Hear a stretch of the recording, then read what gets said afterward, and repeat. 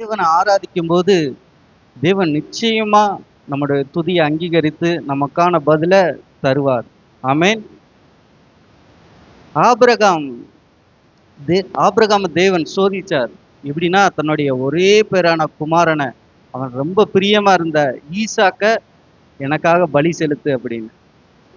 பலி செலுத்துன்னு சொன்ன உடனே ஆபிரகாம் உடனே அதுக்கு மறுநாள் அதிகாலையிலே எந்திரிச்சு அவனுடைய வேலையாட்களோட பலி செலுத்துறதற்காக கிளம்பி போயிட்டாரு. 3 நாள் பிரயாண தூரம்.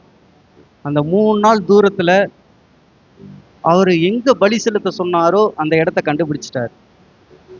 அங்க போய் தான் பலியை செலுத்த போனார். ஆபிரகாம் அந்த 3 நாளும் தேவனோடு என்னதான் பேசிட்டே போயிருப்பாரு. ஒரே பேரான குமாரன்,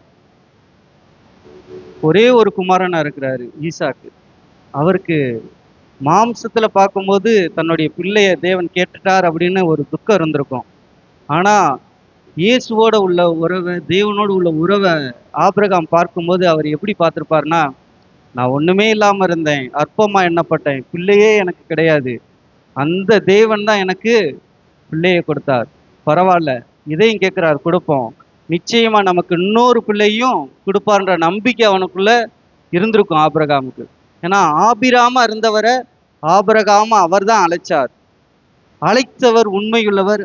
அவர் நமக்காக வாக்குத்தத்தம் கொடுத்திருக்கார், அது நிச்சயமா நமக்கு நிறைவேற்றுவார் அப்படின்ற நம்பிக்கை ஆபிரகாமுக்குள்ள இருந்துச்சு.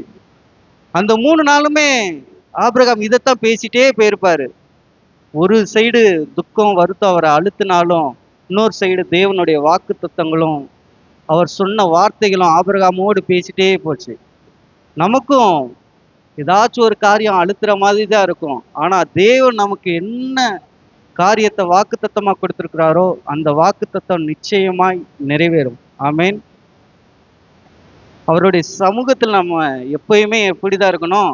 சந்தோஷமா தான் இருக்கணும். சந்தோஷமா இருங்க, எப்பொழுதும் சந்தோஷமா இருங்க.